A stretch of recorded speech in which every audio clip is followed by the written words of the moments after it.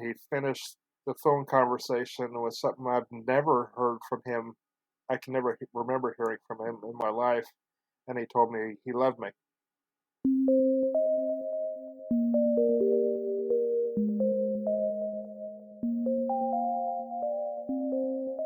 Hello, you are listening to NPE Stories. This is a podcast where NPEs can share their story.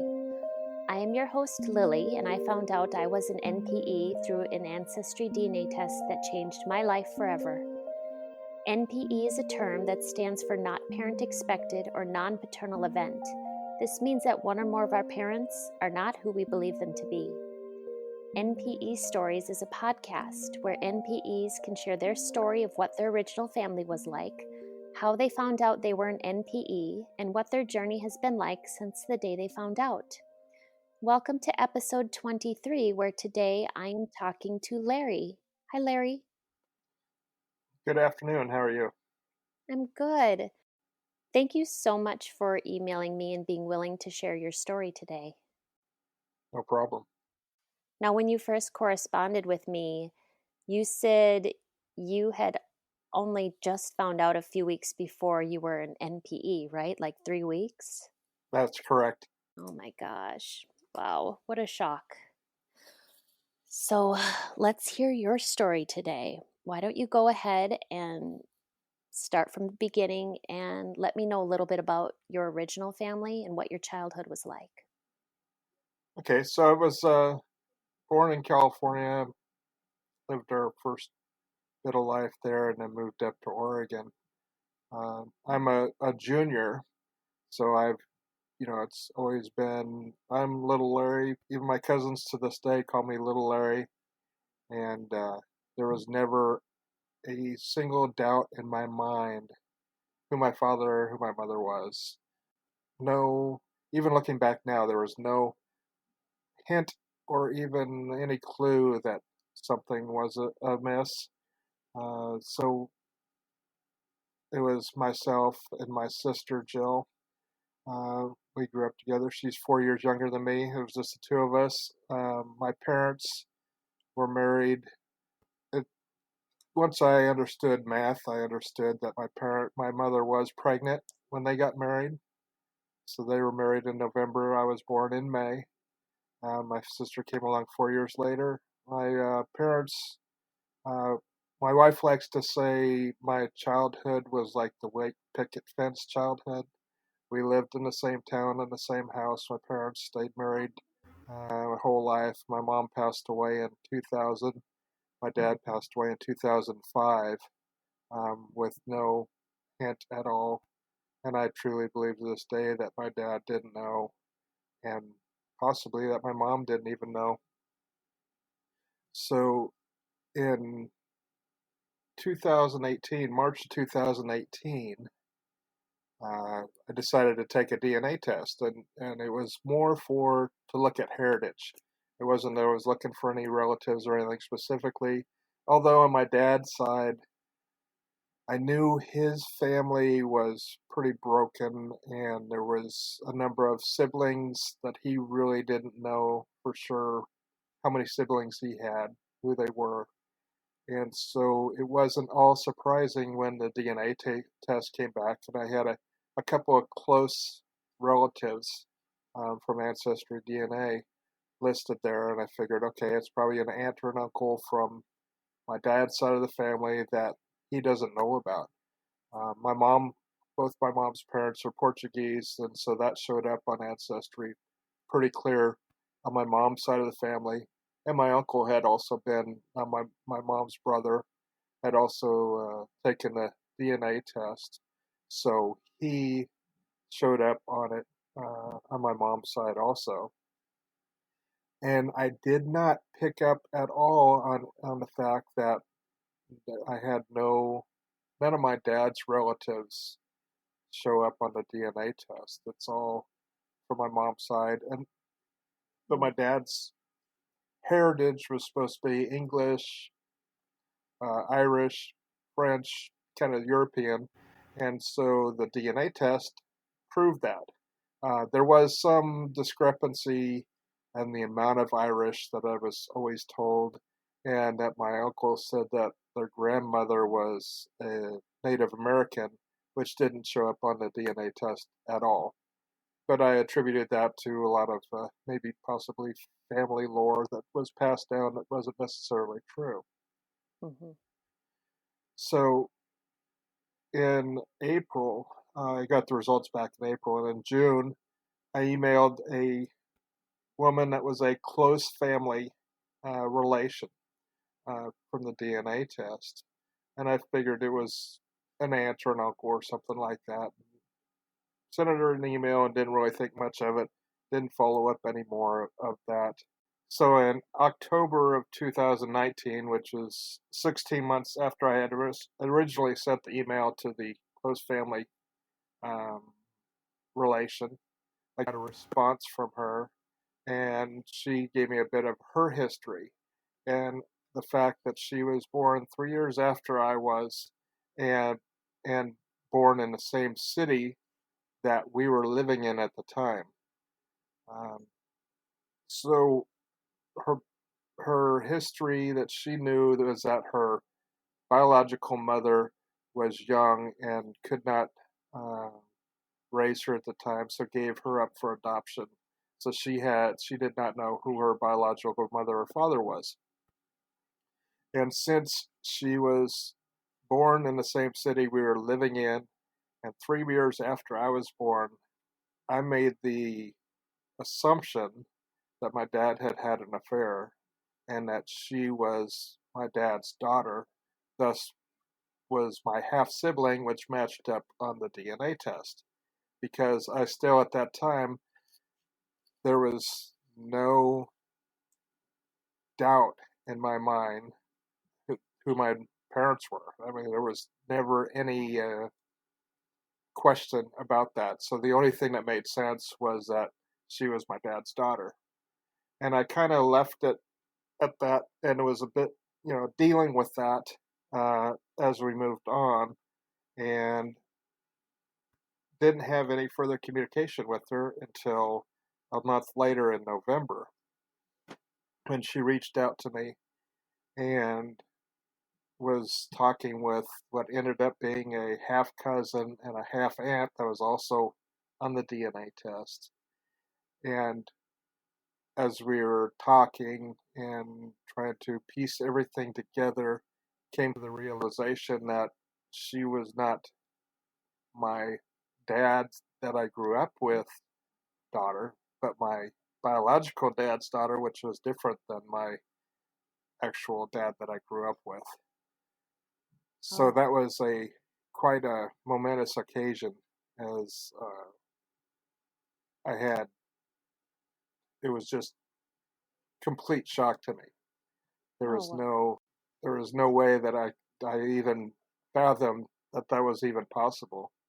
And so at the time it occurred. It was just I was sitting in the living room with my wife, and just about the time a half cousin said to me or texted me and asked if I was positive that my dad was my biological dad, it hit me like a ton of bricks.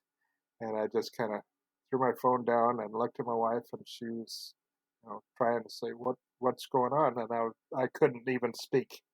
I was just dumbfounded, and eventually got out that I was that my dad wasn't my dad, and she kind of looked at me and was like, "What are you talking about?"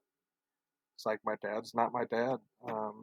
So through further discussion and talking with the half aunt, we then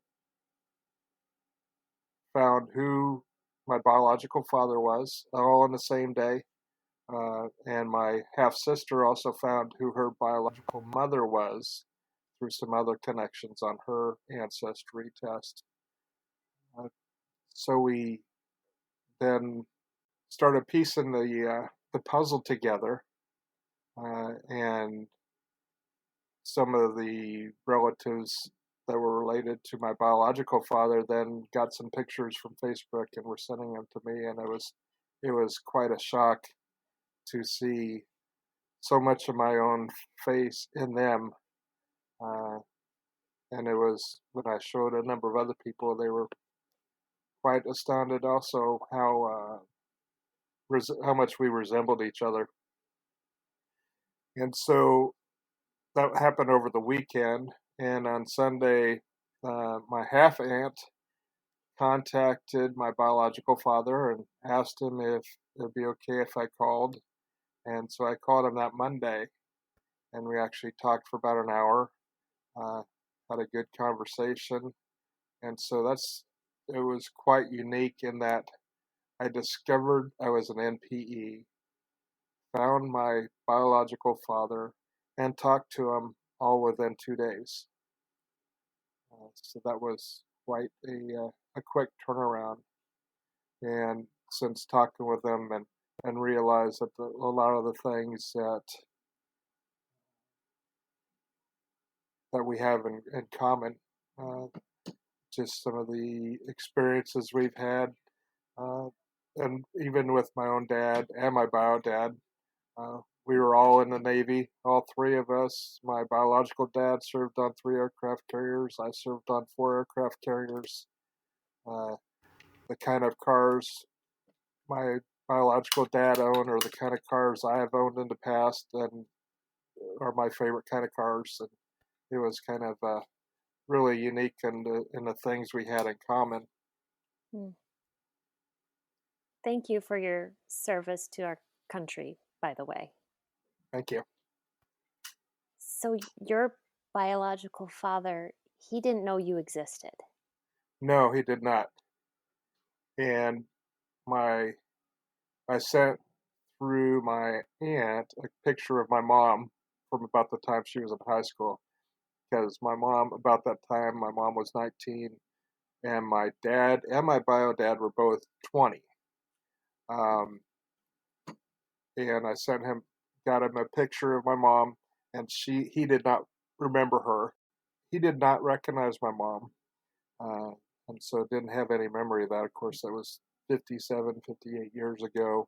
And however, we did verify that he was at the same location that my mom was, and where I was born during that time period when he was in the Navy. And your half sister, your newfound half sister, you share the same birth father? Is that correct? Right. We share the same birth father, and which I originally thought was my dad that I grew up with. And in fact, it was kind of crazy in that when she contacted me uh, a month after the initial ones, that I thought my dad was her father. And she actually texted me and said, "This is the name of my birth father." And I replied back and said, "No, that's not possible because we're half siblings, which would mean my dad is your dad. So you've got the wrong name." Because at that time I was convinced that my dad was my bio dad, and there's no way possible that we can't be half siblings and have different dads. But I didn't realize I was correct in my thinking, but I had it backwards in that our bio dads were the same, but neither one of us knew who that was at that time. Wow. So did your bio dad know your half sibling, your half sister existed as well? No, he did not know that Oh, either. So he had a son that is 5 years younger than me, and then a son that is 24 years younger than me. So I have two other half brothers, hmm. younger half brothers, as well as the half sister that was adopted that found out at the same time. Wow. And I've had conversations with her, and she wanted to know who her biological father was, but doesn't necessarily want to develop a relationship with him because her adoptive parents are still alive.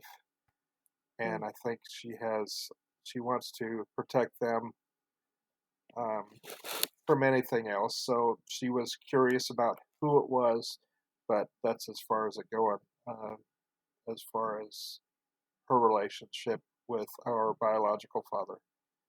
However, Oh, our relationship, brother sister, half brother half sister relationship will continue on, and we do talk. yeah. How is that going with the other? How is the rest of the newfound family taking all I this? Some of them, it seems like the more distant ones are more willing to reach out. I've talked with my biological father a couple of times. I've kind of laid back a little bit. I didn't want to push too fast. Um, I was hoping that my half siblings would reach out, and they haven't, so I'm going to have to be a little bit more the one reaching out. However, I do have quite a few cousins that I've developed relationships with, and um, over email and texting and Facebook, and that seems to be going well. Especially quite a few of them when they see a picture and they're making comments like, "Oh, you have the family nose that everyone Mhm. always has," or this that. Um, I've got a big beard, and one of my cousins has a big beard, and we look very similar. Our facial structure is very similar, and so it was uh, quite something to see. Does any of your original family know about this newfound revelation? Yeah, so my sister that I grew up with, um, the day that I found this out, I called her and I said, I need to come see you. We live in the same town. So I went out there with my wife, and I had to, of course, say, okay, I don't normally call to come over at 10 o'clock at night. So I just wanted to let you know everything's okay. Yeah. There's no emergency going on. And just explain to her what happened and everything else. And her response was pretty much a single word was wow. And it said a number of times. It was just wow. Um, so it's been taken. It wasn't this response that I anticipated, but everything went well. The one thing that I did decide, I had trouble deciding at first, was my dad's brother is still with us, and my mom's sister and brother, so my uncles and aunt. And at first, I thought that I was not going to tell them. And actually, after listening to some of your podcasts and doing some research on this, I decided that no, this is my story. I'm going to own it. I don't want them upset a year from now when they find out that I knew and I didn't say anything. And I figure it's better just to have no nothing hidden. Bring it Hmm. all out front. And so I actually called all of them and told them what was going on, and they were shocked. None of them had any idea um, of this, as I thought I don't I don't think anyone knew. Um, and so it was kind of unique because probably the one that I didn't know for sure how he would react was my dad's brother.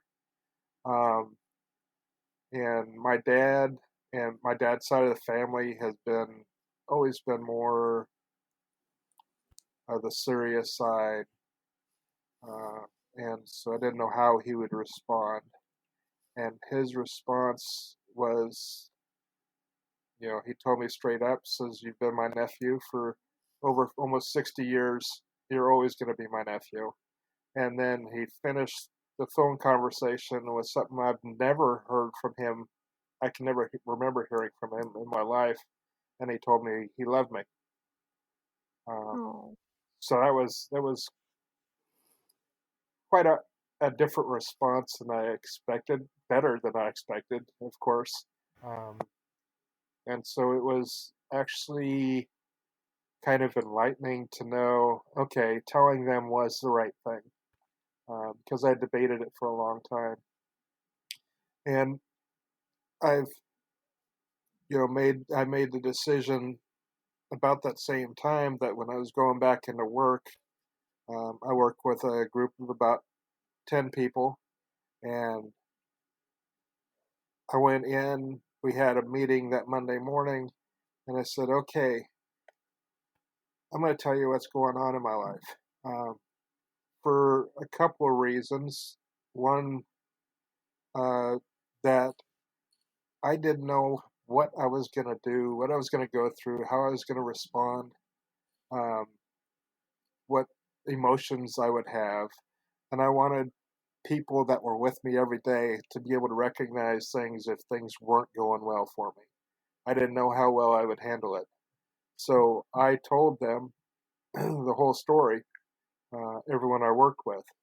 And I let them know, you have permission to call me aside and say, hey, what's going on? Hey, are you all right? You don't seem to be your normal self. Um, and to actually watch out for me. Luckily, that wasn't really necessary. I mean, I think I've handled this well as far as I know so far. So it's been a good experience, but it was also good to have their support and to be able to go in and talk about things, how things are going, how things are progressing, and just kind of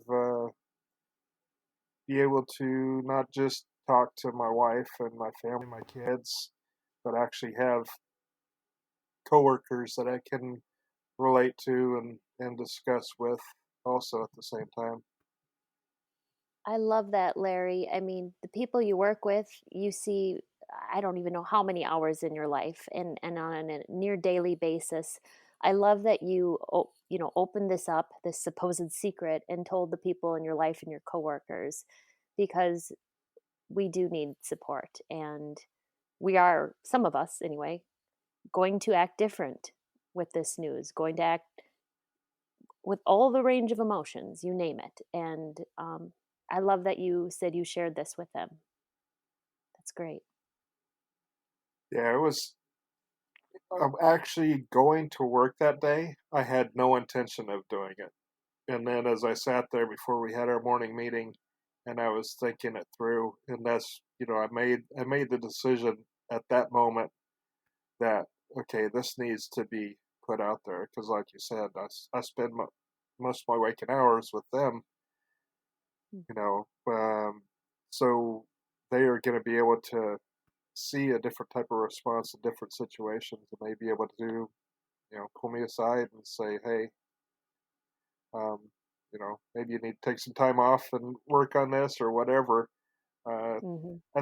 at the time, the one thing I didn't know what to do, I looked into various counseling because I thought maybe it's a good time to go and establish with a counselor what's going on, and in case anything happens in the future, at least they already have the groundwork laid out. Um, Mm-hmm. and when I looked into it, I was like, okay, now who should I see? Should it be a social worker? Should it be a family counselor? Should it be a psychologist? And I tried researching which specialty in kind of some kind of therapy would be the best. And I couldn't find anything. Yep. So it basically, I just let it pass. I was like, I've got this. I've got enough support where I'm okay. But that's the one thing that kind of got to me when I tried to, I tried to look which would be the best help if I needed help, just at least to have a name, a contact, or somewhere to go to. And I have no idea. Yeah. I mean, I kind of guessed that the family counselor would probably be the best one. But it's like I said, there's no real, doesn't appear to be any research or any kind of guidance With as No. much as we have online now, it's kind of shocking how little there is out there. Yeah. Yeah, there's not a good fit. It's a little bit of grief counseling, a little bit of family counseling. It's a little bit of, yeah, I'm right there with you. It's a struggle to find Right. a true support for us. Yeah. Yeah, I've worked in the medical profession my whole life, so I kind of related to the different stages of grief with dealing with death, and it's kind of what you're doing. And then probably the biggest emotional problem, if you would, that I felt I had was that I was excited to meet and find all this new family that I have, and then I felt guilty because even though my brain said, you know better than that, my heart was saying, you're lessening your dad's impact on your life by being excited about finding a new biological dad and family. Mm, And even though yeah. I know that wasn't true, I still felt it. You still felt that. Yep. Right. Yep. Yeah, totally. Thank you so much for sharing all this today. No problem. I enjoyed it. Thanks again to Larry for sharing today. These stories are here for us to identify with. If you are an NPE that would like to share your story, email npestories@gmail.com. You do not have to give any identifying information. If you are an NPE and would like to share your story, I'd like to hear from you. Subscribe to this podcast to hear more. Come heal with us.